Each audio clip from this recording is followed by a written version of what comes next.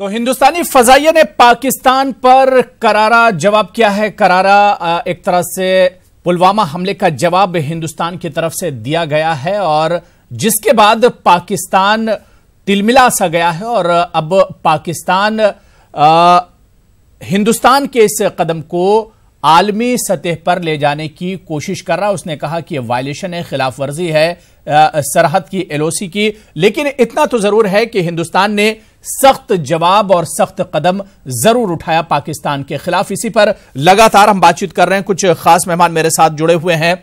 बहुत जल्दी अपने मेहमानों का हम आपसे तारुफ करा दें। मेरे साथ महेश तपासे जो कि एनसीपी लीडर हैं, योगेश वर्मा जी स्पोक्सपर्सन हैं, तर्जुमान है बीजेपी के, और शैलेंद्र शर्मा जी रिटायर्ड कमांडर हैं, वो भी मेरे साथ जुड़े हुए हैं। अपने तीनों मेहमानों का बहुत इस्तकबाल और वेलकम करते हैं।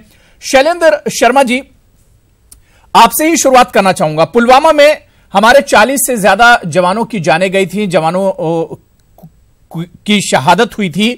क्या इस एयर स्ट्राइक को एक बदला माना जाए पुलवामा हमले को लेकर, और क्या वाकई में जवानों की जो कुर्बानी है उसका यह बदला है?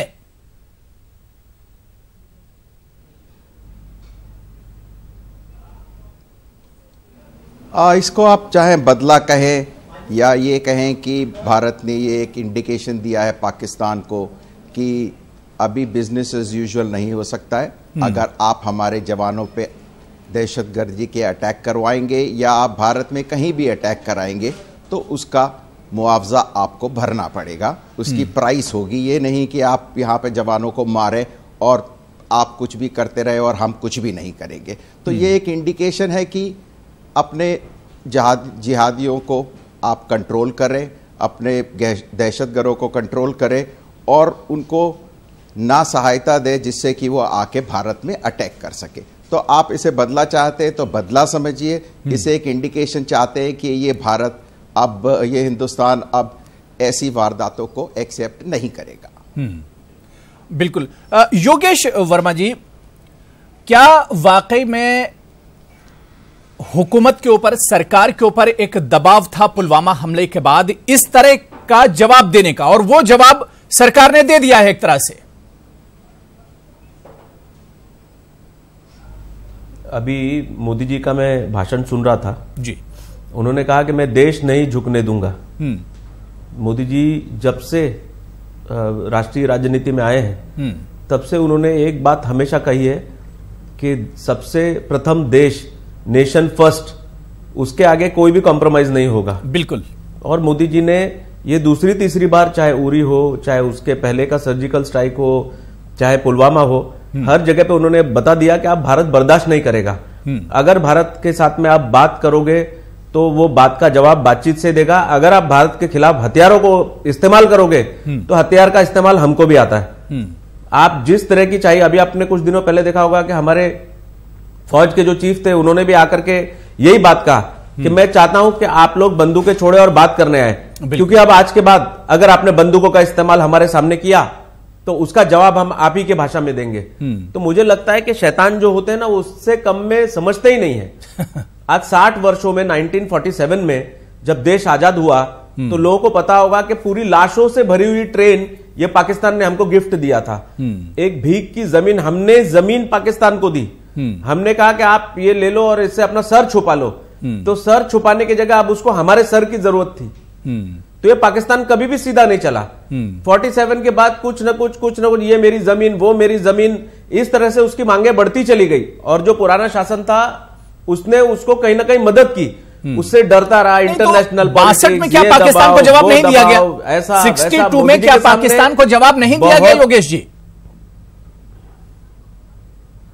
देखो, मैं आपको एक बात बता रहा हूं कि पुरानी सरकारों को जितना मजबूती से इसको, अगर 93,000 सैनिक आपने पकड़ लिए थे तो उनको वापस ने छोड़ना नहीं चाहिए था। आपने उनको वापस छोड़ दिया तो उससे उनका मंसूबा बढ़ गया। आपने कार्रवाई की। पुराने सेना के जवान कहते थे हम जमीन पर जीतते हैं लेकिन टेबल पे हारते हैं।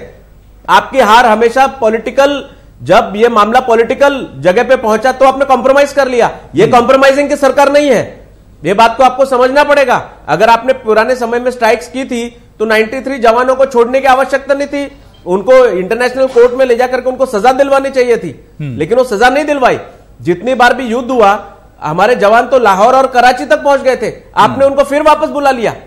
हमेशा पाक ऑक्यूपाइड कश्मीर, यानी पिछली सरकारों की नीतियां ठीक नहीं थी पड़ोसी के साथ। आज ये मोदी जी पिछली सरकारों की पॉलिसी या नीतियां, हाँ जी, पिछली सरकारों की नीतियां या पॉलिसी ठीक नहीं थी पाकिस्तान के साथ। नहीं, ये सॉफ्ट स्टेट ये उन्होंने भारत की प्रतिमा सब जगह रखी, ठीक कि भारत एक सॉफ्ट स्टेट है। अगर आप उसके ऊपर हमला करोगे तो वो यहां जाएगा, उसके पास कंप्लेंट करेगा, और वो उल्टा हमारा मजाक उड़ाते थे कि सबूत दो, सबूत दो। हम क्या सबूत का पुलिंदा इकट्ठा करते रहेंगे? हमारी इंटेलिजेंस को सब चीजें मालूम थी। आप उनको बोलने दो कि हमको सबूत दो। ये नरेंद्र मोदी जी की सरकार है, हम सबूत नहीं देंगे। अगर हमारे एक भी जवान के ऊपर किसी ने भी खरोच लगाई, योगेश जी आपने तो पूरा मसूद अजहर दे दिया था। आप सबूत की बात कर रहे हैं, आपने तो पूरा मसूद अजहर दे दिया था 99 में। 300 से ज्यादा। आप मुझे एक बात बताइए, आज इतने इंटरनेशनल लोग आपका चैनल देख रहे हैं, आज का दिन क्या ये विषय का दिन है कि हम ये लोगों को बताएं कि भारतीय जनता पार्टी ने क्या किया और कांग्रेस ने क्या किया? आज का दिन जो है ये भारतीय जवानों के प्रति बिल्कुल मैं भी वही चाह रहा था कि आप पुरानी सरकारों पर इल्जाम न लगाएं। मैं भी वही चाह रहा था कि आप पीछे की बातें ना करें। मुझे कहा, इसके लिए मैंने आपको उसका जवाब दिया। ठीक है। महेश तपासे, आपने आज का दिन हम महेश तपासे 125 करोड़ हिंदुस्तानी हमारे जवानों के साथ हैं। बिल्कुल हम सब अपने जवानों के साथ खड़े हैं जी। महेश तपासे, योगेश जी ने अभी पीएम मोदी की जो स्पीच थी उसे कोट किया। पीएम मोदी ने अपनी स्पीच में सबसे पहले कहा कि मुल्क सुरक्षित हाथों में है, महफूज हाथों में है। इसे क्या समझा जाए? इसका मतलब यह है कि मुल्क भारतीय वायुसेना, भारतीय सेना के सुरक्षित हाथों में है। इसका मतलब यह है भारतीय सेना का हर जवान, हर अफसर, हर अधिकारी, वो चाहे थल सेना को हो, वायुसेना को हो या नौसेना को हो, बहुत मजबूती से इस भारत देश की रक्षा कर रहा है। नहीं तो कहीं ना कहीं ये इशारा सेंट्रल गवर्नमेंट की तरफ नहीं था? देखिए, एक मोदी जी का आज एक पॉलिटिकल प्रोग्राम था, उन्होंने अपनी स्पीच दी। हम एक विपक्ष के नाते भारत की वायुसेना के साथ और भारत की सरकार के साथ इस मसले को लेके कंधा से कंधा मिला के हम उनके साथ खड़े हैं। इस देश में कोई भी आपत्ति अगर बाहर की आ रही है तो पूरा हिंदुस्तान, सारे विपक्षी दल, राजनीतिक दल सरकार के साथ खड़े रह के इस देश की संरक्षण में हम जाएंगे। जैसे 14 तारीख को आपने देखा कि पुलवामा में अटैक हुआ, उसके दूसरे दिन जो ऑल पार्टी मीटिंग बुलाई गई उसके अंदर हमारे पक्ष के भी लोग गए, लेकिन प्रधान जी नहीं थे। लेकिन अब इस विषय पे कोई राजनीति ना करते हुए बिल्कुल हमें एक मैसेज पूरे हिंदुस्तान की सेना को देना है कि हम आपके साथ हैं। भारतीय वायुसेना ने आज सुबह जो एक नॉन मिलिट्री एक्शन किया, जेईएम का जो अड्डा था, आतंकियों का अड्डा था, उसको तहस नहस किया। जो रिपोर्ट आ रही है लगभग 90 सेकंड का ऑपरेशन हुआ, जिसमें 200 से 300 आतंकवादी, उनके बड़े बड़े जो ट्रेनर हैंडलर थे वो सारे मारे गए। और हिंदुस्तान ने एक बहुत ही सकारात्मक मैसेज पूरे सिर्फ पाकिस्तान बेस्ड टेररिस्ट ऑर्गेनाइजेशन को नहीं, लेकिन पूरे विश्व के टेररिस्ट ऑर्गेनाइजेशन को दिया है कि हिंदुस्तान किसी भी कीमत पे झुक के सौदा नहीं करेगा। हम बहुत सराहना करते हैं और सलाम करते हैं भारतीय वायुसेना को। लेकिन महेश तपासे, सुबह से जिस तरह के रिएक्शन आ रहे हैं, आपको नहीं लग रहा है कि इस पूरी कार्रवाई का जो सेहरा है, इस पूरी कार्रवाई से जो कुछ निकल कर आ रहा है वो पीएम मोदी के सर बांधा जा रहा है? देखिए, ऐसा है, मोदी जी इस वक्त हिंदुस्तान के प्राइम मिनिस्टर हैं, ठीक है, उनकी सरकार हुकूमत में है और सरकार इस प्रकार का जो नेशनल इंटीग्रेशन, नेशनल इमरजेंसी का कोई भी डिसीजन लेती है जिससे बाहर का आतंकवादी संग गिरोह हो उसको तहस नहस करने का विषय हो या कोई इंटरनल इमरजेंसी का हो, तब हम एक विपक्ष के नाते इस भारत की लोकतांत्रिक परंपरा को कायम रखते हुए सारी विपक्ष की पार्टियां सरकार के साथ खड़ी होती हैं। ये आज से नहीं, जब से हिंदुस्तान बना है, जब से संविधान बना है, तब से अनेक बार आपने देखा होगा कि इसके पहले जब कांग्रेस का शासन था तब वाजपेयी जी भी इंदिरा जी के साथ खड़े हुए और आपने देखा जैसे 62 का आपने उदाहरण किया, 71 की वॉर का आपने बात किया। तो ये मोदी जी देश के प्राइम मिनिस्टर हैं, उनके साथ खड़े रहेंगे। हिंदुस्तान के ऊपर कोई भी टेढ़ी नजर देखेगा तो हम उसको अपनी ताकत दिखाएंगे। योगेश वर्मा जी, ये बहुत बहुत अच्छी बात यहां पर महेश तपासे जी ने कही कि हम सब एक साथ खड़े हैं। अगर कोई हिंदुस्तान को आंख दिखाता है तो हम सब एक साथ खड़े हुए हैं, अपनी फौज के साथ खड़े हैं, अपनी सरकार के साथ खड़े हैं। लेकिन महेश तपासे जी, आज जब यह सर्जिकल स्ट्राइक हुआ और इसकी खबर आई तो बीएसपी सुप्रीमो मायावती ने ट्वीट करके कहा, मायावती ने कहा कि अगर पठानकोट के वक्त इस सरकार ने सख्त कदम उठाया होता तो ना हमें उड़ी देखना पड़ता और ना पुलवामा जैसा हमला होता। जी, इसमें भी उन्होंने जो बात कही है वो थोड़ी बहुत ठीक ही लगती है, क्योंकि पठानकोट जैसा बहुत बड़ा एक वो हिंदुस्तानी एयरबेस पे, मतलब वायुसेना के एयरबेस पे एक हल्ला हुआ, एक अटैक हुआ, उसके बाद उरी का अटैक हुआ और हमारे काफी सैनिक वो अपनी जान गंवानी। योगेश जी, जो 14 तारीख को मेरा सवाल योगेश वर्मा से था। योगेश वर्मा, तो मायावती ने ट्वीट किया, ये जो डिसाइसिव स्टेप है जी, पहले भी हो सकता था। योगेश वर्मा, यही सवाल आपसे मेरा सवाल था कि मायावती ने ट्वीट किया था कि अगर सरकार जितनी सख्त अब दिख रही है, अगर पठानकोट के वक्त इतनी सख्त होती तो शायद उड़ी और पुलवामा जैसे हमले नहीं होते। देखिए, मैं आपको वापस बोल रहा हूं, ये सारे डिसीजन मिलिट्री लेती है और मिलिट्री की अपनी एक स्ट्रेटेजी होती है। मायावती जी के बोलने से या किसी के बोलने से भी ये स्ट्रेटेजी काम नहीं करती। आपको शायद मैं बताऊं, जब इससे पिछली बार पाकिस्तान ने, जब इंदिरा जी प्रधानमंत्री थी और पाकिस्तान उस वक्त भी इसी किस्म की हरकतें कर रहा था, जनरल मानेक शॉ को इंदिरा गांधी जी ने कहा कि आपको तुरंत का तुरंत हमला करना है, तो मानेक शॉ जी ने इंदिरा गांधी जी को मना कर दिया था जी। उन्होंने कहा कि नहीं, यह हमारी स्ट्रेटेजी से हमला होगा, हमारे जवान सुरक्षित रहेंगे और इसका मुंह तोड़ जवाब दिया जाएगा। इतने प्रेशर के बावजूद भी उन्होंने 8 महीने के बाद सही समय देख के स्ट्राइक किया और वो जो कामयाब हुआ। तो ये सो स्ट्रेटेजीज है। देखो, मायावती जी हो या कोई भी हो, आज का दिन मुझे ऐसा लगता है, आज का दिन या आने वाले दिन, हम जितने भी राजनीतिक परिवार के लोग हैं, हम सब सेना के पीछे, हम सब सरकार के पीछे खड़े हैं। किसने क्या कहा, किसकी जितनी बुद्धि होगी उतनी वो बात करेगा। लेकिन आज अगर चैनल के ऊपर हम लोग ये सब बातें करेंगे तो आपका चैनल विदेशों में भी देखा जाता है, पाकिस्तान की भी जनता देख रही है, सऊदी की जनता देख रही है, पता नहीं कितने ऐसे राष्ट्रों की जनता देख रही है। अगर हम लोग चैनल पर बैठ करके अगर हम लोग तू मैं करेंगे तो उसकी क्लिप्स वर्ल्ड के अलग अलग जगह पे जाएगी। जो मैसेज ये जाएगा कि हिंदुस्तान में तो ये पॉलिटिकल पार्टियां ही एक नहीं है, जिसका ये मैसेज किसी भी कीमत पर, और हमें बाहर नहीं भेजना है, हम सब लोग एक साथ एक मुश्त इस देश के जवानों के साथ खड़े हैं। इस देश के वो जवान जो बॉर्डर पर रह करके स्ट्रेटेजीज बना रहे हैं, उनको कहीं भी ऐसा नहीं लगना चाहिए कि अरे हमने अगर ऐसा कुछ किया तो पॉलिटिकल विल हमारे साथ नहीं है। पूरी की पूरी पॉलिटिकल विल आपके साथ है। नरेंद्र मोदी जी ने तो पूरी छूट दे दी मिलिट्री के जवानों को, आप स्ट्रेटेजी बनाइए, आप स्ट्राइक कीजिए, एज अ पॉलिटिकल पावर हम आपके साथ खड़े हैं, आपके पीछे खड़े हैं। जिस चीज की आपको जरूरत है हम सब आपके साथ है। आपको पाकिस्तान हो, चाहे चीन हो, चाहे कोई भी हो, जो भी नापाक देश, यानी एक साथ खड़े होने की जरूरत है। इस वक्त मुल्क को इत्तेहाद की जरूरत है, एक साथ खड़े होने की जरूरत है। शैलेंद्र शर्मा जी, बिल्कुल, जो एयर स्ट्राइक किया गया है, आपको याद होगा कि पीएम मोदी ने पुलवामा हमले के बाद कहा था कि हमने खुली छूट दे दी है अपनी सिक्योरिटी को, अपनी फोर्सेस को, कि वो जब चाहें जैसा कदम चाहें उठाएं। क्या लगता है कि फोर्स को इस तरह का ऑप्शन मिलना, इसे कैसे आप देखते हैं?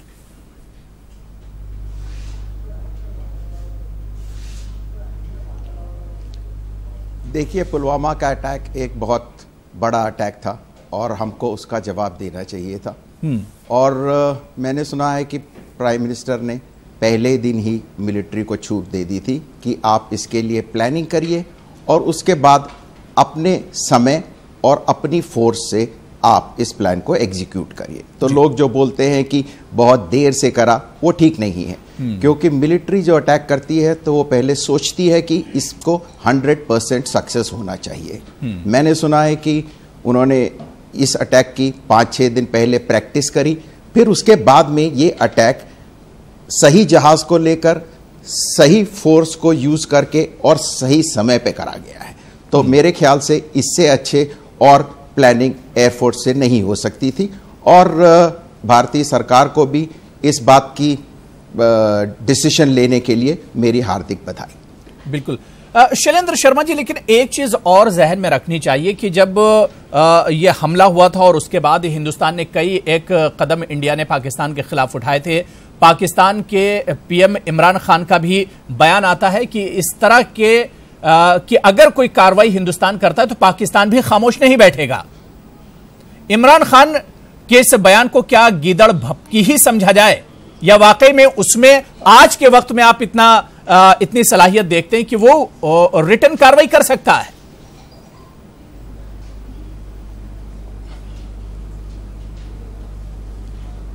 मेरे ख्याल से रिटर्न कार्रवाई कर तो सकता है, लेकिन मेरे ख्याल से करेगा नहीं, क्योंकि भारत इतनी बड़ी कंट्री है और पाकिस्तान एक छोटी सी कंट्री है। भारत की फौज बहुत तैयार है और बहुत बड़ी है, और भारत की इकोनॉमी बहुत बड़ी है। पाकिस्तान की इकोनॉमी, जैसे आपको मालूम है, बहुत खराब हालत में है।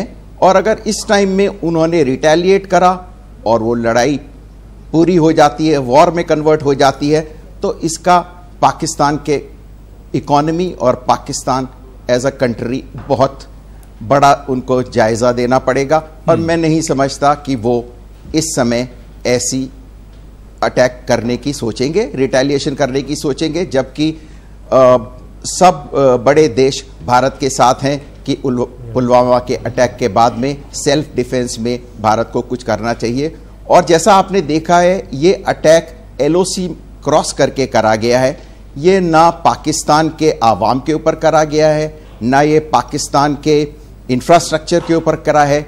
ये अटैक सिर्फ दहशतगर्द लोगों के खिलाफ है। मेरे ख्याल से पाकिस्तान को रिटेलिएट नहीं करना चाहिए और वो नहीं करेंगे मेरे ख्याल से। बिल्कुल। योगेश वर्मा जी, पाकिस्तान की नीयत पर कितना भरोसा हम लोग कर सकते हैं, क्योंकि बार बार इस तरह की कार्रवाई होती है लेकिन उसकी नापाक हरकतें जाती नहीं है, नापाक हरकतें छोड़ता नहीं है पाकिस्तान। उस पर कितना भरोसा हम लोग करें? योगेश जी।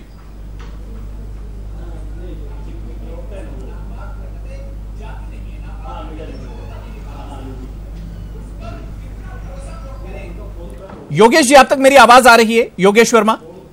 तो हिंदुस्तान ने बड़ी कार्रवाई की है और फजाई हमला खुद पाकिस्तान के अंदर घुसकर हिंदुस्तानी फजाइया ने किया है, जिसके बाद पाकिस्तान एक तरह से तिलमिलाया हुआ है। इमरजेंसी मीटिंग पाकिस्तान में एक के बाद एक बुलाई जा रही है, लेकिन कहीं ना कहीं पुलवामा हमले के बाद जो जवान शहीद हुए थे उनके रूह को, या जो मुतासरीन थे उन्हें कहीं ना कहीं एक राहत जरूर इस हमले के बाद मिली है, क्योंकि सरकार पर भी दबाव था कि पुलवामा हमले के बाद पाकिस्तान को मुंहतोड़ जवाब दिया जाए। 3 खास मेहमान मेरे साथ जुड़े हुए, उन्हीं से लगातार इस पर हम चर्चा कर रहे हैं, बात कर रहे हैं। योगेश वर्मा जी, ब्रेक के बाद आपसे शुरू करना चाहूंगा कि पाकिस्तान की नीयत पर हम कितना भरोसा करें? क्या इस तरह के हमलों के बाद, इस तरह की कार्रवाई के बाद, क्या पाकिस्तान सुधरेगा? नहीं, पाकिस्तान ने जिस तरह से अपने जन्म होते ही हिंदुस्तान को एक पूरी लाशों की ट्रेन भेजी थी, उसी से समझ में आता है कि जितनी बार इस पाकिस्तान के ऊपर हम भरोसा करेंगे उतनी बार हमको और कुछ ना कोई धोखा ही मिलेगा। इसलिए इस पर बिल्कुल भरोसा करने लायक ये देश नहीं है, क्योंकि भारत एक ऐसा देश है जिसके पास अपनी मिलिट्री है, लेकिन पाकिस्तान एक देश है जो मिलिट्री के पास पाकिस्तान है। ये पाकिस्तान कोई वहां की आवाम नहीं चलाती है, वहां की जो जमहूरियत जनता है वो नहीं चलाती है। पाकिस्तान तो मिलिट्री चलाती है, और ये मिलिट्री कभी अमेरिका के पास चली जाती है, कभी कहीं चली जाती है। आजकल वो चाइना के पास है। पहले ये अमेरिका की कठपुतली थी, अब चाइना की कठपुतली है। ये हिंदुस्तान और POK में जनता का ध्यान बटा करके पाकिस्तानी जनता का एक और उसने कई सारे राज्य जो है वो चाइना को दे दिए हैं। चाइना ने वहां पर 5 लाख चाइनीज लोगों का एक बहुत बड़ा हाउसिंग कॉम्प्लेक्स बनाया है, और मैंने सुना है कि वहां पर उसने बाहर गेट पे एक स्टिकर लगाया है कि पाकिस्तानी और कुत्ते नॉट अलाउड। वहां के पूरे पोर्ट पे कब्जा कर लिया है, और धीरे धीरे चाइना अब इस पाकिस्तान को पैसे दे करके घुसता चला जा रहा है, जिसका हिंदुस्तान विरोध कर रहा है। और आपने देखा होगा किस प्रकार से चाइना हमेशा हाफिज सईद का प्रोटेक्शन करता है UN में। बिल्कुल बिल्कुल। तो आप देख रहे हैं कि पहले तो ये अमेरिका के पास गिरवी था, अभी ये चाइना का कठपुतली बन गया है। तो हम जिस पाकिस्तान की बात करते हैं वो पाकिस्तान पाकिस्तानियों का है ही नहीं। पहले अमेरिकन सरकार चलाती बिल्कुल, थी। एक तरफ ये पाकिस्तान पुलवामा जैसा हमला कराता है, दूसरी तरफ सऊदी अरब भी उसको आर्थिक मदद करता है। कहीं ना कहीं सऊदी अरब के इस कदम पर भी सवाल उठता है योगेश जी। देखो, ये एक भिखारी देश है, ये हर जगह कटोरा लेकर पहुंच जाता है। लोग कभी कभी ये कहते हैं कि चल तेरे को मैं इतना पैसा दे दूंगा, भिखारी को कितना कोई पैसा देगा ये तो मुझे पता नहीं, लेकिन ऐसा देश जिसके पास अपना कोई उद्योग नहीं है, जिसके पास कोई व्यापार नहीं है, जिसके पास अपना कोई इंस्टीट्यूशन नहीं है, जिस देश ने अपनी साख बनानी चाहिए थे, ऐसे इन 60 सालों में 70 सालों में ऐसा कुछ भी काम नहीं किया। इसका एक ही काम है इंटरनेशनल कम्युनिटी के पास जाना और वहां से जाके भीख मांग के अपने देश को चलाना। आपने देखा कि अभी प्रधानमंत्री जी ने इसके ऊपर सैंक्शंस लगा दिए हैं, तो वहां के टमाटर 500 रुपए किलो बिक रहे हैं, वहां की हालत इतनी खराब है। तो मुझे लगता है कि पाकिस्तान एज अ कंट्री इसकी कोई वैल्यू नहीं है, पाकिस्तान एज अ देश इसकी कोई वैल्यू नहीं है। तो मुझे लगता है कि पाकिस्तान की सरकार, पाकिस्तान की मिलिट्री को, पाकिस्तान को तो यूएन में जाकर के हिंदुस्तान की जमीन के ऊपर पाकिस्तान बना है, हिंदुस्तान ने यह जमीन पाकिस्तान को दी है, तो इसका देश ऐज करके मान्यता को रद्द करना चाहिए और ये जमीन हमको फिर वापस ले लेनी चाहिए। मुझे लगता है कि पाकिस्तान एक ऐसा देश है जिसने नौजवान बच्चों को पढ़ाई करने की जगह, तालीम सिखाने की जगह पे, उन्हें अच्छा इंसान बनाने की जगह पे, अभी देखा पुलवामा में जिस लड़के ने अटैक किया था वो मात्र 18 साल का था, उसको क्या एजुकेशन दी इन्होंने मदरसे में? इन्होंने ये बताया कि आप हिंदुस्तानियों को मारो तो आपको 72 हूर मिलेगी, आपको दूध की नदियों में नहलाया जाएगा। यानी ये छोटे छोटे बच्चों किसी धर्म से मत जोड़िए योगेश जी, दहशतगर्दी को आप किसी धर्म से मत जोड़िए, दहशतगर्दी को आप मदरसे से मत जोड़िए, क्योंकि दहशतगर्दी का कोई मजहब नहीं होता है, कोई रिलीजन नहीं होता है दहशतगर्दी का। इसे आप ये पढ़ा रहा है कि मुझे एक बात नहीं, दहशतगर्दी का कोई मजहब नहीं होता है योगेश जी। मुझे एक बात बताइए, ये उनको क्या, और ये कहां से पढ़ रहे हैं? मुझे एक बात, ये कहां से पढ़ रहे हैं? ये कॉन्वेंट स्कूल से पढ़ रहे हैं? ये बच्चे कहां से पढ़ के आए हैं? ये कहां से पढ़ के आतंकवादी बन रहे हैं? आप उसका खुलासा करिए। नहीं तो क्या पाकिस्तान में क्या स्कूल्स और कॉलेज नहीं है?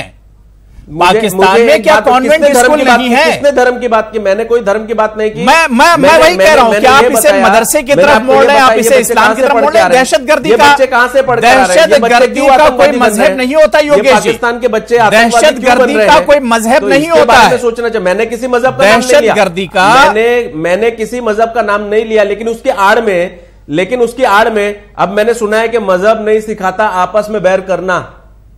यह बात पाकिस्तान कभी समझा ही नहीं तो वही चीज है, और इस पर हमें भी कायम रहना चाहिए, इस चीज को हमें भी समझना चाहिए। महेश तपासे बात बताइए, महेश तपासे ये सब काम कर रहे हैं। महेश तपासे, ये सर्जिकल स्ट्राइक जिस तरह से इंडिया ने किया है, ये पहली बार नहीं हुआ, इससे पहले भी उड़ी के बाद भी सर्जिकल स्ट्राइक हुआ था, लेकिन पाकिस्तान बाज नहीं आता है, अपनी हरकतों से बाज नहीं आता है। अब एक बार फिर सर्जिकल स्ट्राइक किया गया है, क्या पाकिस्तान मानेगा? अपनी नापाक हरकतें छोड़ देगा वो? देखिए, 60 साल का हमारा इतिहास ये दर्शाता है कि पाकिस्तान को बार बार राष्ट्रीय स्तर पे दो देशों के बीच के जो बायलैटरल संबंध है उसके अंदर और यूनाइटेड नेशंस के अंदर बात करके, G5 समिट के अंदर बात करके भी बहुत बार समझाया गया है कि आप अपने भूमि के ऊपर जो दहशतवादी कैंप है, आतंकी कैंप है, उनको आप संरक्षण मत दीजिए। ये बात अमेरिका ने भी उनको समझाई, यूनाइटेड नेशंस ने भी उनको समझाई, और JEM की जो ऑर्गेनाइजेशन को यूनाइटेड नेशंस ने भी बैन लगाया, और पाकिस्तान को बहुत ही सख्त शब्दों में यूनाइटेड नेशंस ने समझाया, यूनाइटेड नेशन सिक्योरिटी काउंसिल ने समझाया कि आपकी भूमि के ऊपर किसी भी तरह का आतंकवादी कार्यक्रम या आतंकवादी गिरोह का संगठन किसी भी तरह से नहीं पनपना चाहिए। उसके बावजूद भी पाकिस्तान, जैसे योगेश जी बता रहे, तो उसमें कुछ बातें मुझे ठीक लगती हैं कि पाकिस्तान एक देश, एक मिलिट्री स्टेट के रूप से ही काम कर रहा है। वो कोई डेमोक्रेटिक कंट्री नहीं है जहाँ पे आवाम को कोई अधिकार नहीं है कि अपने सरकार चुने अपना क्या कहते हैं, जिस प्रकार का आपका काम काज करना है या जो एजुकेशन लेना उसको चुने। एक मिलिट्री स्टेट के रूप से पाकिस्तान पिछले 60 साल में काम कर रहा है, और वहाँ का जो भी वजीर आजम होता है, प्रेसिडेंट, प्राइम मिनिस्टर होते हैं, वो उस देश की सेना के नीचे ही उनको काम करना पड़ता है। इमरान खान चुन के आए तो हमें लगा एक स्पोर्ट्समैन चुन के आए हैं, और उनके काफी अच्छे ताल्लुकात भारत के लोगों से इमरान खान जी के हुए, लेकिन हमने देखा साल भर में ऐसा कुछ भी प्रोएक्टिव, मतलब भारत और पाकिस्तान के संबंधों में सुधार हो, ऐसा इमरान खान सरकार नहीं कर पाई। मैं ये नहीं कहता कि शायद वो नहीं करना चाहते थे, इमरान खान शायद जरूर करना चाहते होंगे, लेकिन शायद किसी वजह से उस प्रकार का जो एक दोनों देशों के अंदर होना चाहिए वो नहीं हुआ। उसके बीच में ये सारे पाकिस्तान के भूमि से आतंकी संगठन जो कर रहे हैं, मैं ये नहीं करूँगा पाकिस्तान कर रहा है, लेकिन पाकिस्तान की भूमि से आतंकवादी संगठन भारत की तरफ हमेशा, भारत की सेना की तरफ, भारत के नागरिकों की तरफ हमेशा किसी न किसी प्रकार का आतंकी हमला करते आए रहे। महेश जी, मेरा सवाल सिर्फ इतना था कि उड़ी हुआ तो उड़ी के बाद एक सर्जिकल स्ट्राइक इंडिया की तरफ से हुआ, लेकिन पाकिस्तान सुधरा नहीं।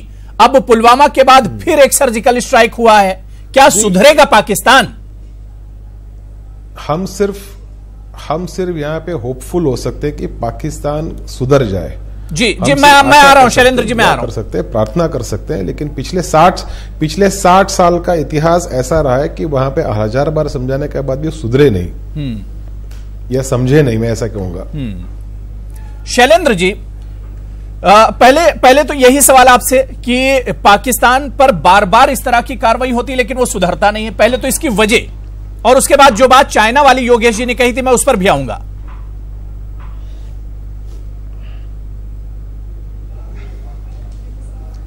देखिए, ये पाकिस्तान सुधरता है, सुधरेगा या नहीं, ये तो पाकिस्तान के ऊपर डिपेंड करता है, लेकिन अब हिंदुस्तान ने उनके लिए क्लियर कर दिया है कि अगर वो नहीं सुधरेंगे और इंडिया के ऊपर दहशतगर्दों के थ्रू अटैक करवाएंगे तो इसकी एक प्राइस उनको पे करनी पड़ेगी। ये नहीं है कि भारतीय हिंदुस्तान चुप बैठा रहेगा और पाकिस्तान वाले आएंगे, अटैक करेंगे, हमारे जवानों को मारेंगे, तो ये नहीं होगा। इसके लिए हम रिटेलिएट करेंगे, हम अप्रोप्रिएट रिस्पॉन्स लेंगे, और उसके बाद में पाकिस्तान अगर फिर भी ये अटैक करना चाहता है तो ये उनकी सोच है कि वो क्या करना चाहते हैं। लेकिन भारत, मेरे को लगता है कि अब हर बार रिटेलिएट करके उनको अटैक करेगा अगर वो ऐसे चीजें ट्राई करेंगे तो। शैलेंद्र जी, जो एक इशू योगेश जी ने उठाया था कि कहीं ना कहीं चीन के दबाव में, चीन का हाथ पाकिस्तान के सर पर है, इसकी वजह से वो इस तरह की कार्रवाई करता रहता है, क्या वाकई में ये एक सच्चाई है?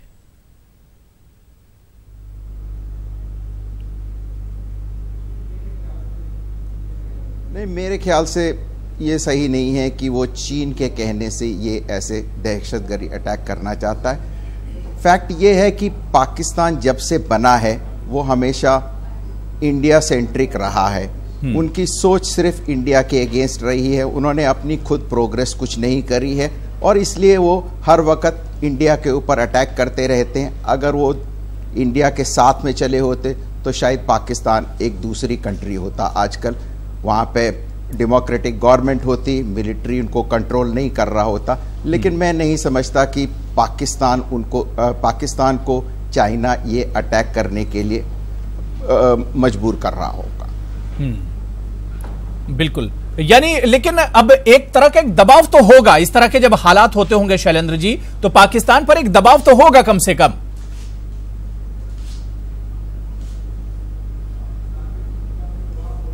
पाकिस्तान पे चीन का भी दबाव होगा मेरे ख्याल से अभी, क्योंकि पूरी वर्ल्ड ओपिनियन इस समय पाकिस्तान के अगेंस्ट हो गई है कि Pakistan is the sponsor of terror round the world. तो देयर इज एक ओपिनियन बन गई है कि पाकिस्तान के खिलाफ, और मेरे ख्याल से चाइना को भी इसका नोटिस लेना पड़ेगा कि वो कब तक दहशतगर्दों की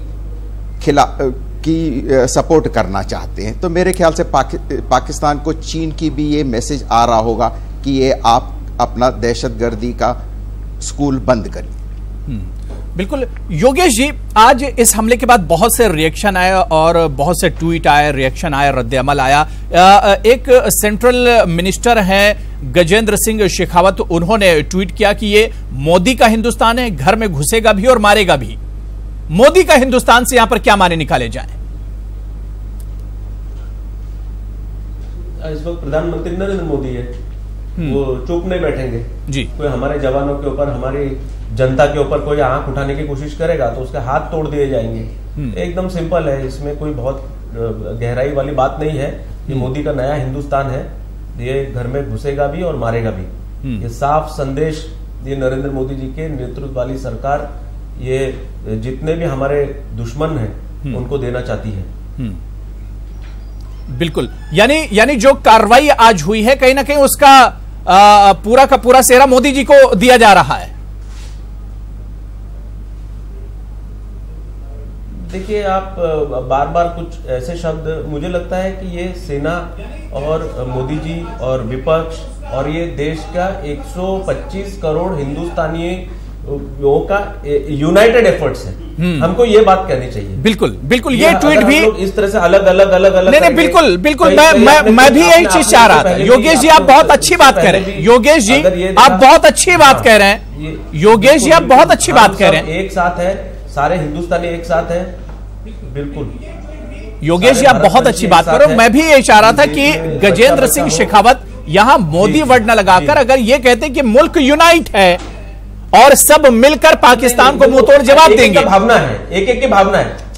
मेरी बात सुनिए, एक की भावना है। अगर उन्होंने मोदी नाम ले लिया तो कोई बुराई तो नहीं की ना। नरेंद्र मोदी जी का नाम ऐसा तो कोई नाम नहीं है कि उन्होंने कोई इमरान खान का नाम ले लिया। अब जो इस देश के प्रधानमंत्री हो तो है ही ना कि उनको हम नकार दें, नहीं आपने नहीं किया। आखिर में आखिरी सिग्नेचर तो उन्हीं का हुआ होगा, उनके बारे में कुछ नहीं बोले। क्या ये कोई नया ट्रेंड हम चालू करें क्या कि जो काम करे उसके बारे में कुछ मत बोलो, उसने नहीं किया, इसने नहीं किया, इसने नहीं किया, उसने किया, ये सब ठीक नहीं है। जिसने अच्छा काम किया उसकी पीठ भी तो थपथपानी चाहिए। हम 24 घंटे सिर्फ किसी का विरोधी करेंगे। किसी ने अगर एक शख्स है जो डट के खड़ा हुआ है, जैसे हमला हुआ तो मैं मोदी जी का बयान देख रहा था, ऐसा लग रहा था कि जैसे कोई किसी के बेटे के ऊपर हमला हुआ और वो बाप अंदर से बात कर रहे थे। वो उन्होंने कहा कि आपने बहुत बड़ी गलती की है जी, इसका खामियाजा आपको भुगतना पड़ेगा। आप अंतर मन का उनकी जो आवाज थी बिल्कुल एक पिता के समान थी कि कितना उनको गहराई तक दुख था और बदला उन्होंने। आज हमारे उन महान जवानों के आज 13वीं है और 13वीं पे उन्होंने ठीक समय पे बदला लिया और जबरदस्त बदला लिया। ठीक है, यानी ये मसूद अजहर निकल के भाग गया। बिल्कुल, और इस बदले की जरूरत भी थी। मुझे लगता है कि इससे भी सख्त कदम उठाया जाना चाहिए था। इससे भी सख्त कदम उठाया जाना चाहिए था पाकिस्तान के खिलाफ। शैलेंद्र जी, अब रीजन में हालात क्या कुछ होंगे? क्योंकि इमरान खान पहले बोल चुके हैं कि अगर कोई कार्रवाई होती है तो उसका जवाब पाकिस्तान देगा। अब इस पूरे रीजन की अगर हम बात करें तो अब इसमें हालात आगे, आप फ्यूचर क्या देख रहे हैं?